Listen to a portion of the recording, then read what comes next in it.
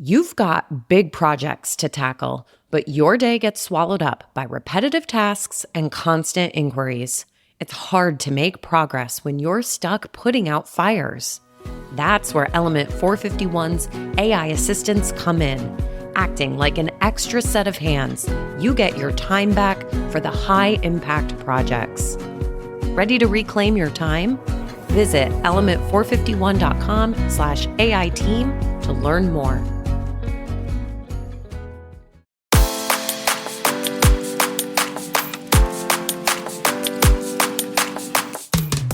Welcome to the Generation AI podcast, where we demystify artificial intelligence in the world of higher education. I am your host, and I've been the host for 49 episodes, joined 49 times with the only amazing Ardis Kadiu. How you doing, pal? Hey, JC, how's it going? Well, you didn't say your name, so it's like, I am the host. That was a good intro. I didn't say I am JC, the host. That's an interesting, that's a Freudian slip. You know what is happening, everybody here? I'm carrying this podcast, and Ardis is just basically tagging along. I am it. Ardis is the face of the podcast. I'm the voice of the podcast. Yes? You can be the face too. I mean... No, it's good to see you, pal. We are going to be hanging next week in San Antonio. So I get to see your FaceTime, talking about your awesome face. I'm looking forward, doing a river walk or a ride with you in San Antonio. Yeah, sounds fun. At EduCause? Yeah, it'll be very romantic, for sure. Should we do a podcast while in the river? That'll be fun. The river walk from the Alamo? Sure, we can do that. From the Alamo. From the Civil War. No, that's not even Civil War. That's like just, back to what is it? The Mexican army guy, Santana, right? This goes back to General Santana. Well, I mean, you would know because it's Hispanic Heritage Month or Hispanic Heritage Week. So he's using this against me because I just told him I was in a way complaining.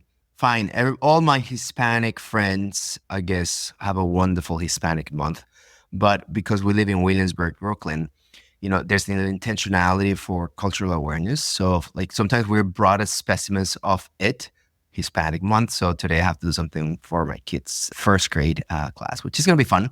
So basically a bit of fun words and kind of reading a Hispanic author in kind of Spanglish type of thing. So Ardis, we have an interesting episode today, a little bit intimate. And since we said that we're going to have a, episode in the Riverwalk, kind of romantic, why don't we take this to the next level, Ardis? Yes. And talking about professional love, I have an announcement, and this announcement, it's squared and centered around Ardis's life. And it's Ardis looked into my eyes and said, "You complete me." And I said, "You complete me, buddy." And then we're making it happen.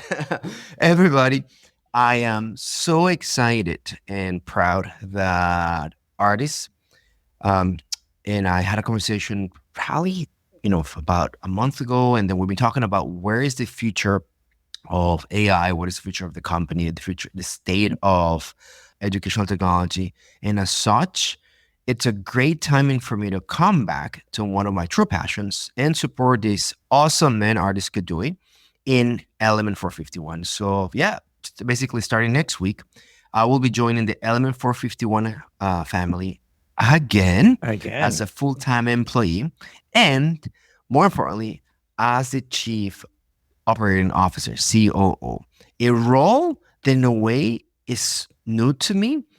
However, all the operational background and all the administrative things and all kind of team running and strategy deployment things that we've done in the past are a perfect fit. But Ardis has been looking at how do I get this operational layer in Element being deployed with a trueness to a data-driven, kind of performance-driven approach. So we're going to bring that in addition to, of course, wouldn't be me, right? And wouldn't be Ardis if he has a strong layer of AI. So I'll be also joining in a duality as the head of our AI practice for Element451 and all our partners. So Ardis, you're welcome. This is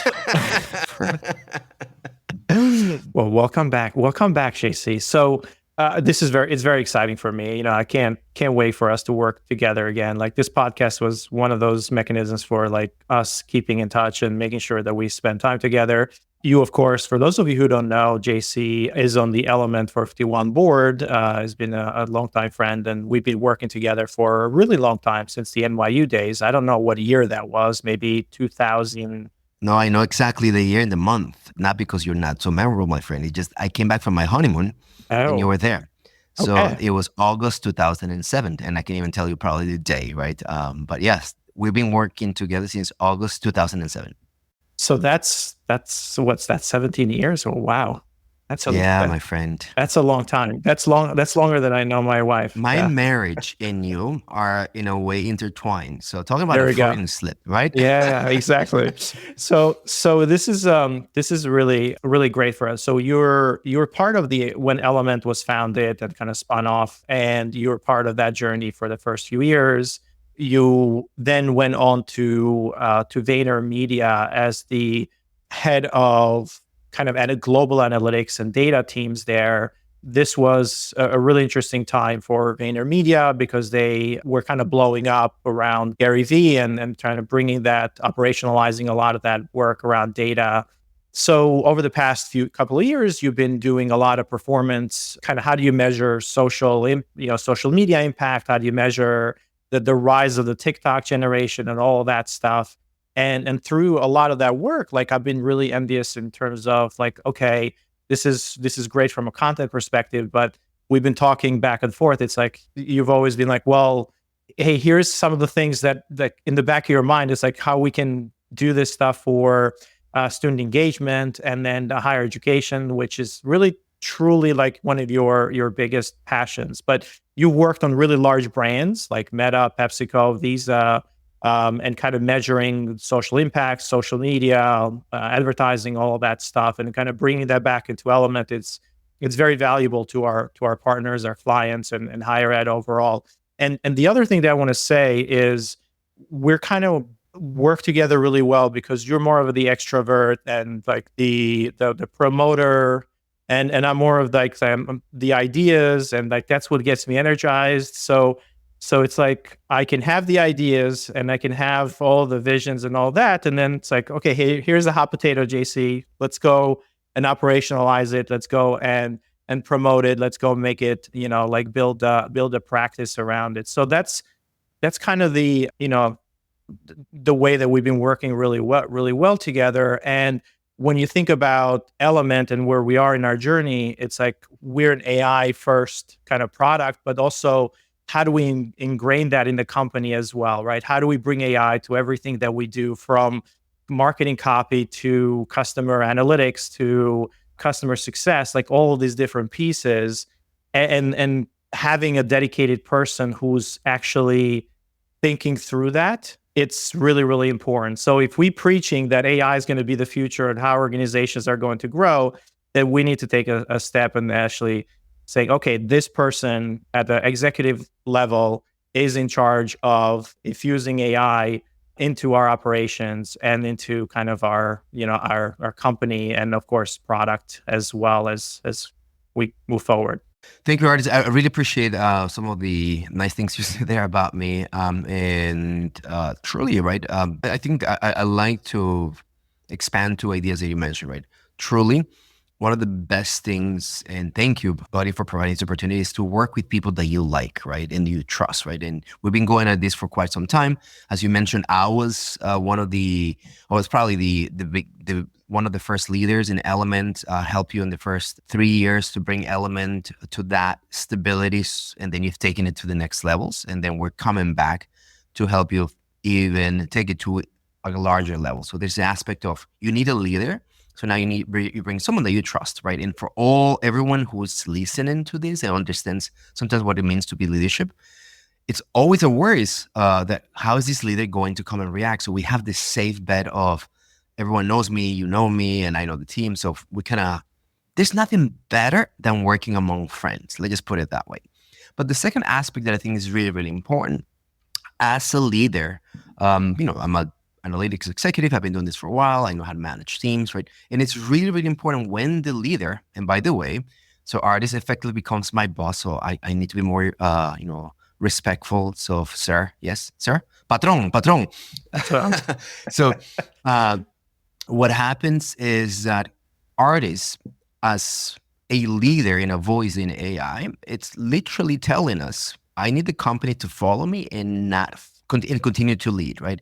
And the gap, the delta sometimes is there, right? That the teams, the process, and the voice, the thought leadership are not matching. So one of the important things that we want to do for the company internally and all our partners, it's that where Ardis is at and also where I'm at intellectually in terms of AI, and now how we think about operations, who we are, how we process onboarding, how we process an algorithm, how we process even a bill, right? Having the lens of AI to kind of help us do all this type of things. So it's a really interesting challenge. I'm very, very excited that you've basically trust me to do that. And then we hope to bring this internally and externally. Element friends, internal partners, external partners. It's going to be a lot of fun. And I cannot wait to see how we reduce the gap between what Ardis is talking about and basically visioning around the world and how we do it on a 9 to 5 kind of day in, day out. Let's create basically more interconnected campuses, as we said, right? Through AI as that glue and also do it ourselves. Exactly. Ardis, exactly. In our prior episode, and this is all in context of me joining, I would love everybody to kind of get this continuation of our prior episode where we did a first approach angle, very Elon Musk centric. And first principles. Means, what did I say? First approach. First principles. See, I'm calling you out approach. Already on your. It's like you're messing up already. But that's my brand. That's my brand. Spanglish. So Spanglish, basically moving words around. So using first principles. Innovation has been seen and perceived in the Elon Musk era, right? And we spoke about that in a prior episode. Check it out. It's very interesting. I hope you all enjoy it. But now you're saying, let's bring this to Element. So what does this mean as you, the CEO, the leader? Like, what do you tell me, right? And how do you expect this to be, in a way, codified? But also, if I am a partner, what does that mean? That I work with a company that is trying to prototype and codified a first principle approach that has worked really well in the space industry, but now in educational technology. What is in your mind in doing that? Yeah, no. So look, the first principles doesn't mean, it just means it's a mindset, right? It's this idea that we're not going to get it bogged down by bureaucracy. We're going to move ideas forward. We're going to move very quickly. The larger companies get and organizations get, the more they lose their soul, so to speak, towards a goal or towards something. So first principles really means that we're going to look at problems and we're going to challenge things and look at it a little bit differently and going to ask that why, the way that things have been done. And that requires, a little bit of belief in the things that you're doing in terms of carrying that forward. And it requires conviction, right? That this is the right way, because there's a lot of people externally, internally that are going to question all these things. So that's the idea here, is that we're going to use first principles, and we're not going to say, oh, because now we have 250 clients or more than that we are going to move slower, or we're going to not release as many features, or we're not going to put things forward because we made it, right? That's not the case here. So first principles is we love the problem, we have fallen in love with the problem, and we want to solve that problem. And everything that we do goes back to that why and what we're trying to solve for and the problem, and everything else is just implementation details, as we like to say it. The reason why I find it so interesting, right? If, as you mentioned, this is a mindset that we're bringing to the company, and in a way you're asking me, operationalize it, codify it, internal and externally, because timing, it's all about timing, right? And this is the time to do that, right? A year ago, 3 years ago, you would have asked me the same thing. It would have been a disaster. What we're seeing is that the challenges that we're seeing in higher education, right? And now the opportunities that AI is expanding that allow us to do things differently.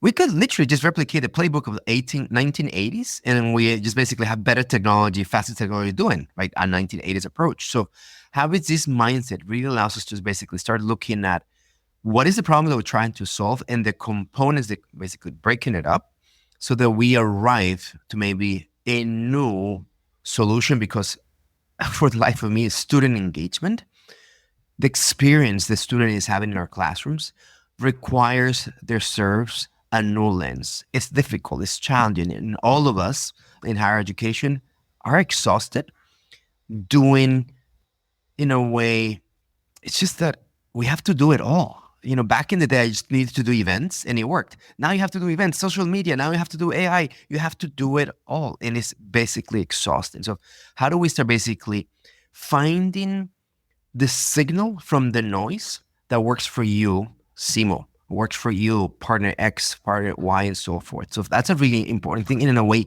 claim that I think it's really core to the ambition that we have in the company, right? Element451, the first and true, AI first student engagement platform for higher education. And that is not only technology. That really comes with a lot of behavioral kind of digital transformations, cultural change, and we're game for it, right? So anything to add on that aspect, timing, and kind of the strategic intent of the company, Ardis? No, I mean, look, there's been so many years and conversations that we've had over the past couple of decades, or even longer than that. We talk about, enrollment management and, like, what are the tactics and things like that. And, it's just, by being in this industry for a long time, all of these things are like, they have become noise in my head because it's the same stuff year over year over year, and we still aren't progressing the student experience. We still aren't focusing on the student. So the thing that has changed that is transformational in education, or at least it's a new technology wave, right? So perhaps the first technology wave was the internet and how that transformed campuses and how connectivity and online learning and all this stuff, right? Give way to that. But the next transformational wave is AI, right? And it's going to transform everything that we do. And that's what has changed over the last couple of decades, why things can now be unlocked and move even faster. So that customer experience, the way that we engage with students, the way that we have it in the classroom, that part of it has changed.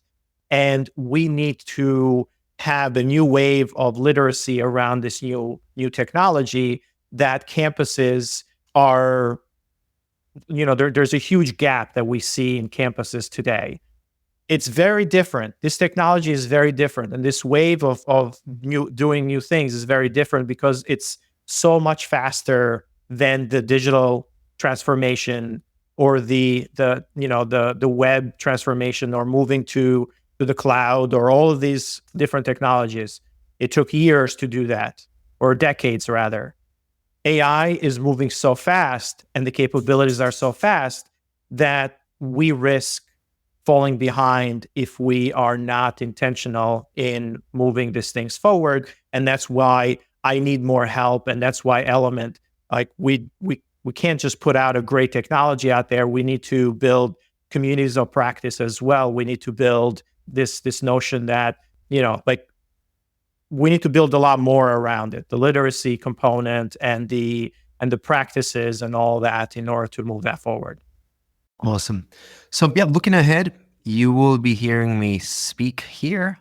Ardis, of course, also with me, but then I will be now bringing live experiences of our quest for bringing AI in everything that we do internally and externally, for re-challenging the student experience of our partners with technology, with digital transformation, and more importantly, unlocking resources that are limited in our partner institutions to bring the best students that they can at the right time that they need, with a new, different packaging to basically put it in an abstract way.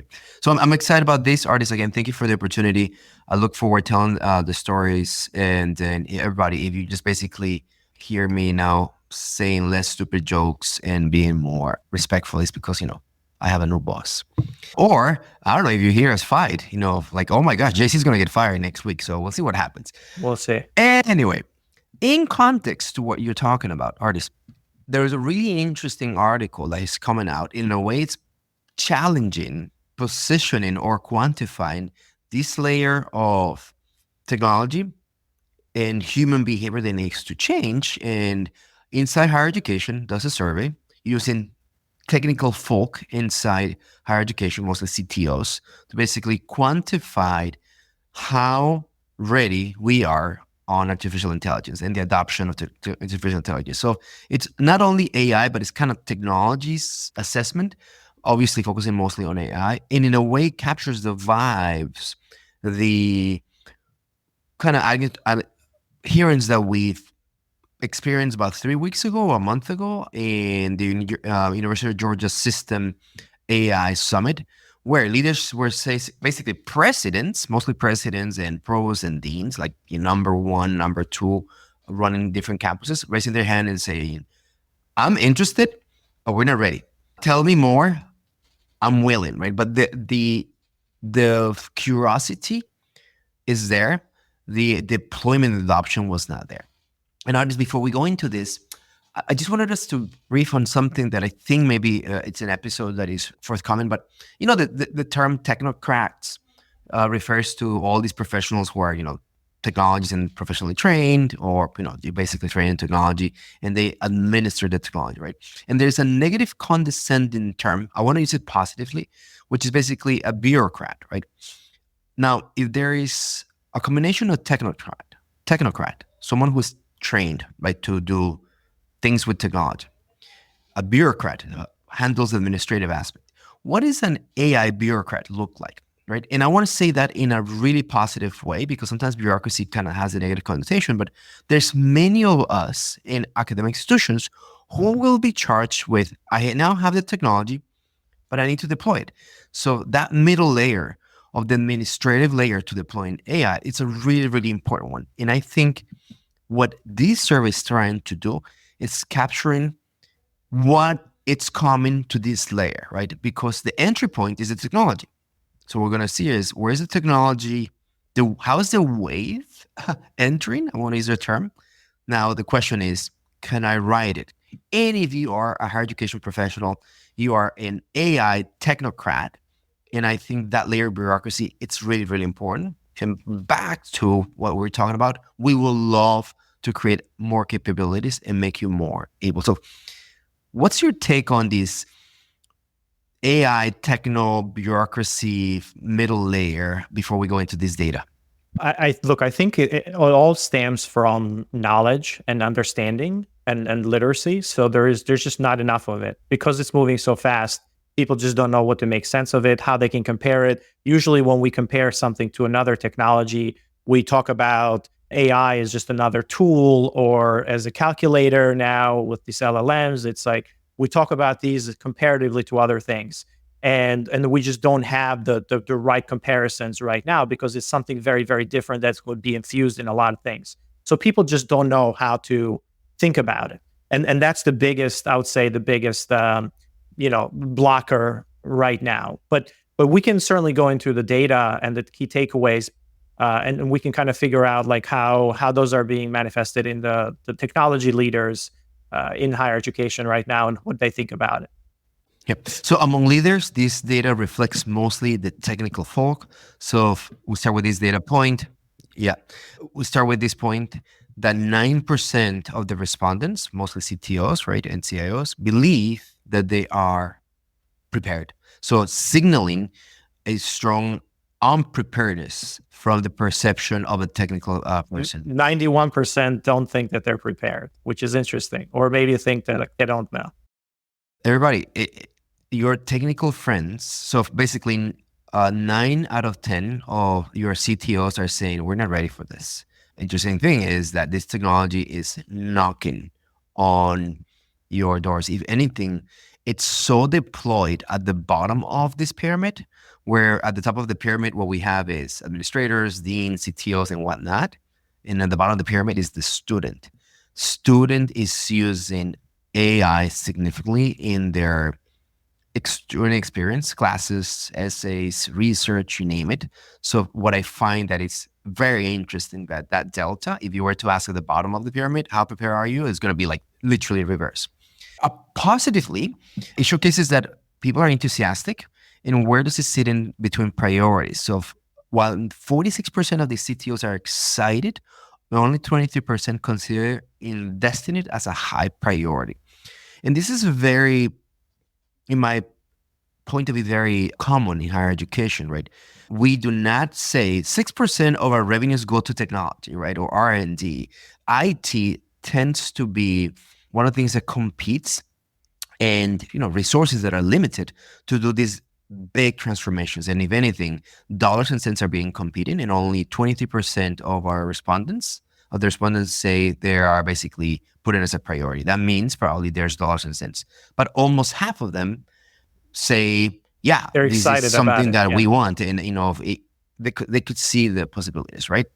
So you got to put your money where your mouth is, JC. That's the saying, right? So it's like you can talk about it all day long, but then let's do cumulative probabilities, right? If only 90% of them are basically prepared, and only 23% are making it a priority, what you end up with is a really, really, really bad number for the adoption and the overall diffusion and the benefits that AI brings to us. So it's a really interesting, what these signals, using this idea of compound probabilities, right, is that it's not great.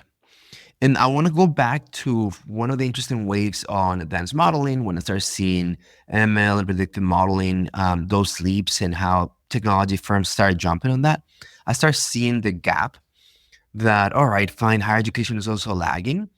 There is a digital divide that we need to be careful because it keeps on getting larger and larger and larger, and we cannot let this wave pass by campuses. It's a must needed thing, right?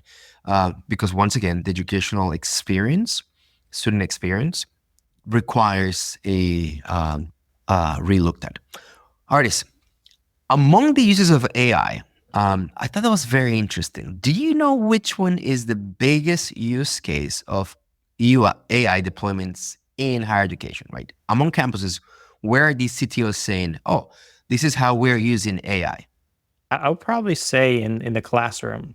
Well, actually, maybe, but it's through virtual chatbots and assistants, which in my point of view, it's front-facing, probably mostly deployed to enrollment management, kind of prospective students, maybe also some of the financial aid or student services may be doing it. But my money is that if it's 50% of the use cases of AI are virtual chatbots and assistants, probably enrollment management, admissions is benefiting the most from this.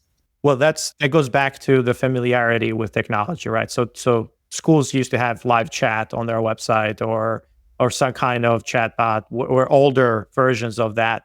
So that's an area where it's kind of a natural transition for that, and that's where Element is focusing, but quite a bit on that front facing. It's just it's even there, it's really slow, right? Even there, it's like they're thinking about it as a replacement for what they already had in place rather than thinking about it as a transformative component that is it's doing touch points on every side of the house, meaning, hey, this AI can be on your website, it can be on your of your inbound voice, call center, it can be on your, on your email, text messaging, all of these different channels. And they're not thinking about it that way. We're having to do a lot of education. They're thinking mostly, I have a chatbot right now, I just need to update it with generative AI chatbot. There is, I'm paraphrasing, I can't remember the exact wording, but something that is very famously attributed to Henry Ford is that if he was not trying to innovate or think differently, he would have done a faster horse. Right, exactly. Well, that's what customers are asking for, right? They don't know, Exactly. So they're asking for a faster horse, exactly, or a horseless carriage. Well, that's why it was called a horseless carriage, because it's like, there you go. If people need to compare it to something. In Ardis, you have more than 200 data points with the membership of Element and the partners. Do you think that this is also due to most of your partners control the budget versus IT controlling the budget, so they get to buy the technology and therefore they know chatbots, so they basically invest there? Is that, can I say that, or no, JC? Most of the budget is centralized IT. Like, where's the budget in admissions and enrollment management nowadays? Centralized or decentralized? Do admissions own it? It's still decentralized. Yeah, those folks are still, but we're seeing IT more and more being a big part of that. But what I do have to say is that for Element is a full platform, full student journey platform, engagement platform. The AI chatbot is just one feature of that, and AI assistance. So we're not seeing a huge, like, even though we're growing really quickly and really fast, people are still going for the full platform, and the individualized buying of these chatbots. We're not seeing a huge kind of avalanche of people coming in, and this shows based on the data as well, right? It's like people are slow to move away from that. So we still think about it, and people or CTOs are moving to a direction where it's technology. They're thinking about technology consolidation. So because Element has all those pieces in there, that's been a huge kind of fuel for our adoption and kind of how they think about Element as a productivity booster and also an improvement on the student experience. But they want to have all the other pieces in there. They don't just want the chatbot, right? That's the thing that we're finding out more and more, and it's helping us quite a bit. But the budget, it's still within some verticals. IT certainly is driving quite a bit of that as well, as they get asked to move into better systems, or they're going through a digital transformation. So they're a huge partner, but the majority are not IT driven. If the biggest use case today on campuses are virtual chatbots or assistants, Ardis, guess what's the second use case at about 35%? So out of 10 deployments of AI, 3 use the following. What do you think that is?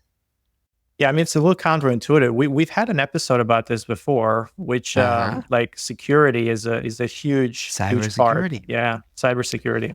And one could say, oh, that's just basically instrument bias, meaning you serve as CTOs, you're in charge of cybersecurity, most of them, so they know that top of mind.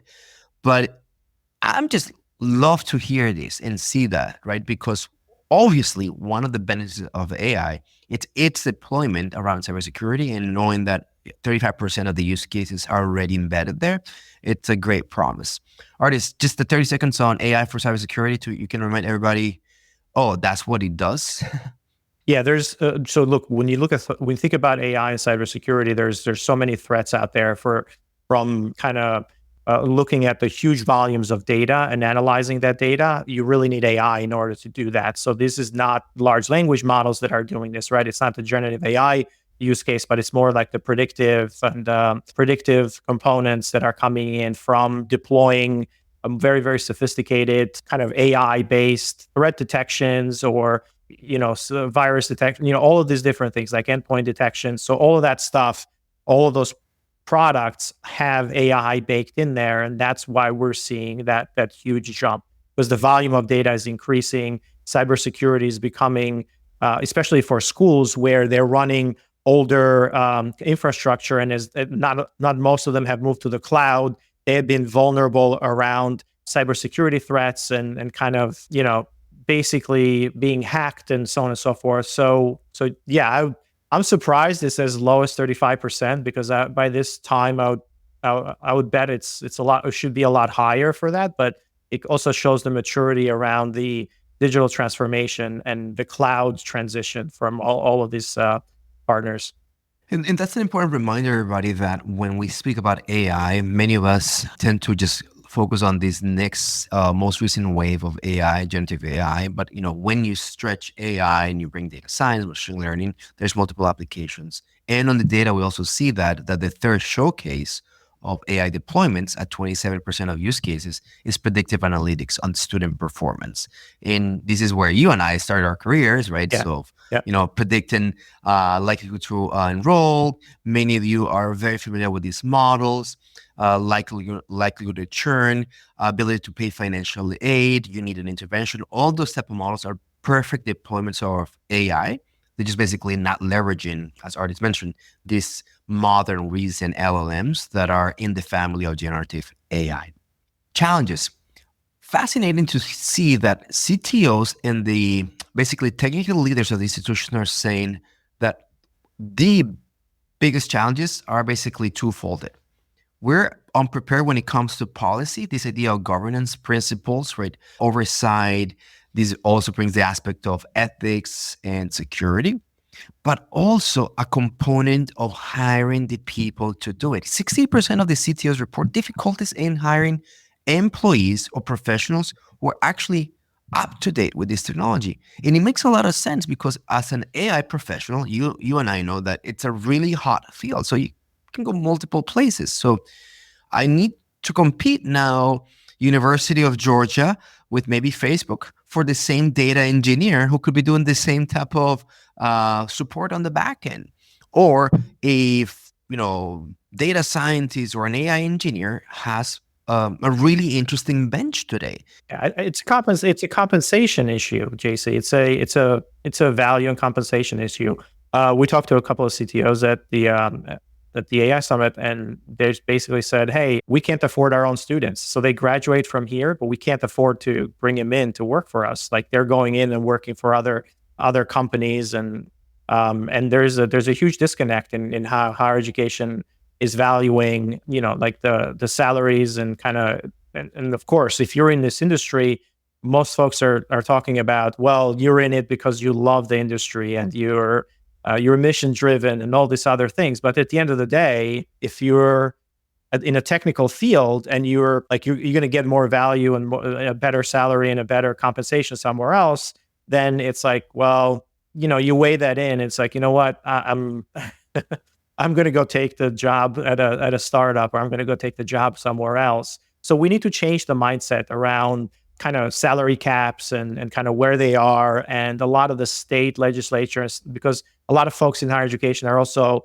public employees, right? They're working for public institutions. So you can't really have this huge discrepancies, and that's unfortunate in my mind. But also, it's an opportunity to recruit better talent if we can have better compensation levers in higher ed, for sure.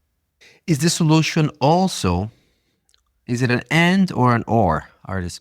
That, well, then just don't focus on technologies that require AI engineers, right? Technical folk, but these kind of no-code solutions, very similar to what Element specializes on.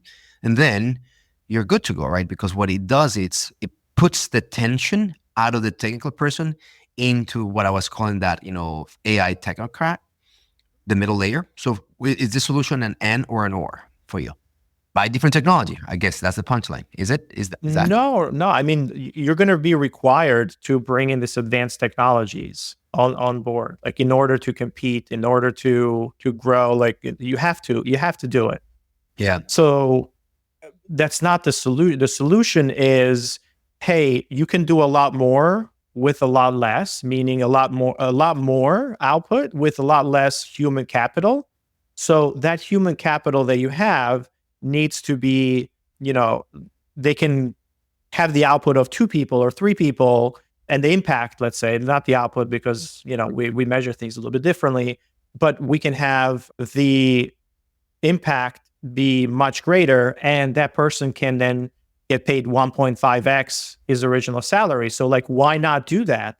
But we see it as a headcount math. We don't see if I get a better person in here, if I get somebody more trained, or if I train these folks and I elevate them to a level where I can, they can do the work, or they can have the impact of 2, 3, 4 people by using the more advanced tools, then why wouldn't I do that, right? And that's how you compete then with the startups, with the external world, is not around, well, I'm going to drive the mission. It's around, I can pay you, but I also need you to do the work of 3 or 4 people. So it kind of comes back to a loop where the mindset needs to change, where technology then needs to drive that innovation internally.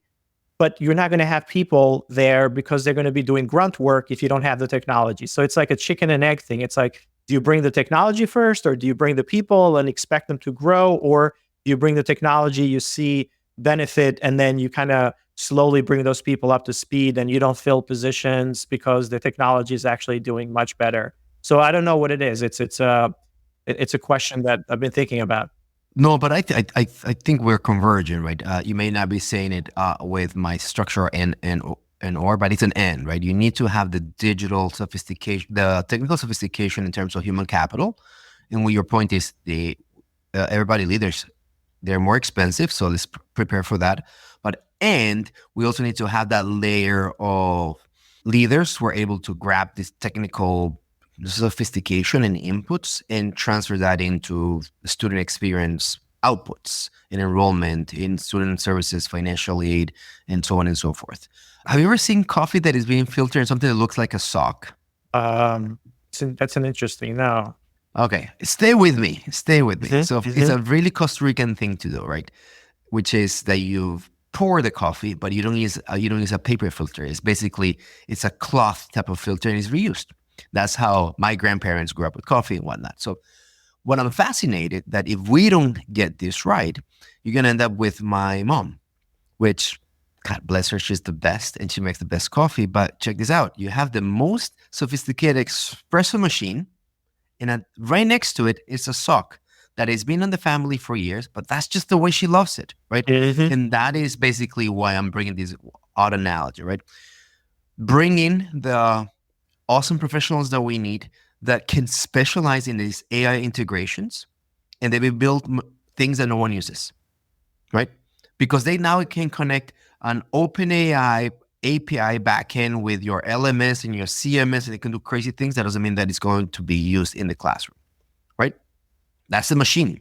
But using the machine, knowing how to press the buttons, and more importantly, put it in on breakfast, that is the digital transformation that we're talking about. And that's the symbiosis between the technical people and the different leaders, right?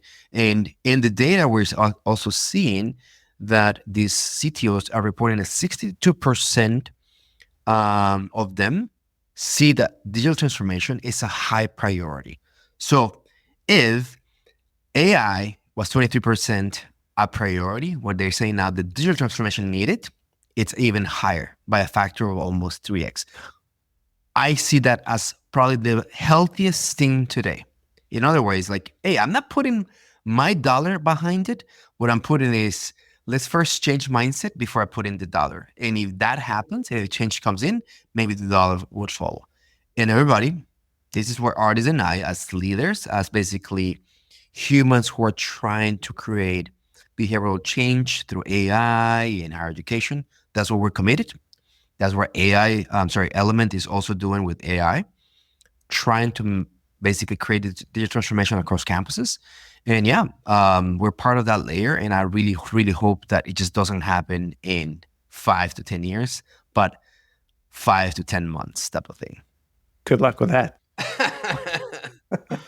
Any closing thoughts, my friend? No, this has been a great episode, JC. I'm so glad that you're back, and we'll get to work together every single day. And this is really, really important for Element and also for higher ed, for AI literacy, and kind of how we push productivity, especially in this transformational time where the student more than ever is becoming, used to these very convenient experiences and these very easy experiences. And we have an opportunity now to transform that student engagement altogether. We've been saying that for a while, but it's truly possible now with AI, which kind of gives us the huge opportunity.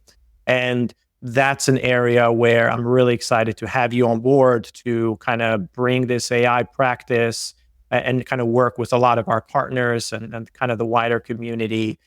So I'm really excited about it. Can't wait to kind of get going. Not that we haven't gotten going, but like to amplify it even more. And it's good to have you. It's good to have you back. Thank you so much, Ardis. You become what you measure. Yeah, and exactly. Accept the challenge of how do we, your mindset and my mindset then in a way converge on evidence-based management, data-driven management.